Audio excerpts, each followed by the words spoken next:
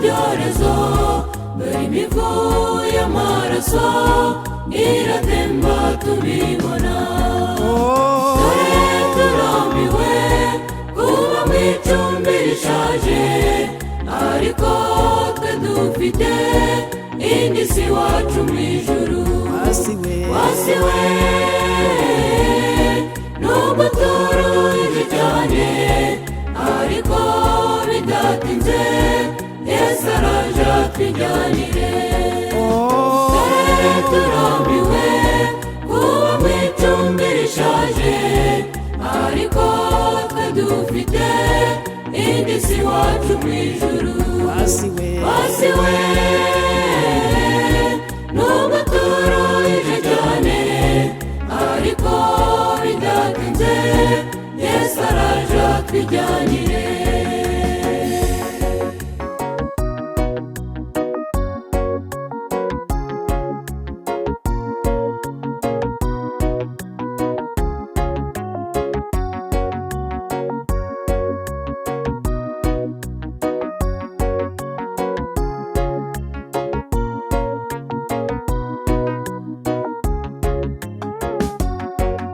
Imivu y'amaraso iratemba mu mihanda, impanuka z'imodoka nazo zirahitana benshi. Amaraso ameneka agasimburwa n'ayandi, ibyo byose byerekana ko iyi si igeze ku iherezo. Dore turambiwe kuba mu icumbi rishaje, ariko twe dufite indi si iwacu mu ijuru. Wasiwe nubwo turuhije cyane, ariko bidatinze Yesu araje atwijyanire. Dore turambiwe kuba mu icumbi rishaje, ariko twe dufite indi si iwacu mu ijuru. Wasiwe nubwo turuhije cyane, ariko bidatinze Yesu araje atwijyanire.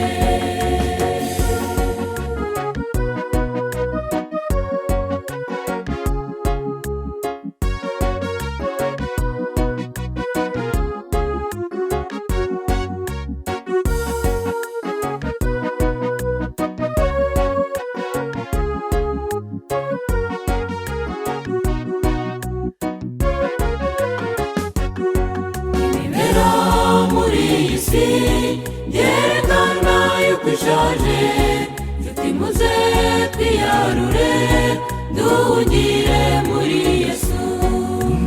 Dushaka Uwiteka bigishoboka kabonwa, imbabazi zikiriho tuzibanire mu bwami bwe. Dore turambiwe kuba mu icumbi rishaje, ariko twe dufite indi si iwacu mu ijuru. Wasiwe nubwo turuhije cyane, ariko bidatinze Yesu araje atwijyanire.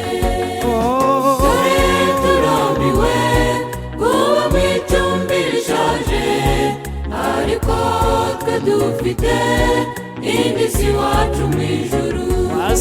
Wasiwe nubwo turuhije cyane, ariko bidatinze Yesu araje atwijyanire.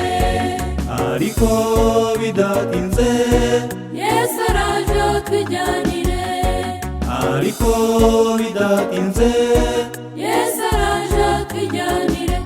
Dore turambiwe kuba mu icumbi rishaje, ariko twe dufite indi si iwacu mu ijuru.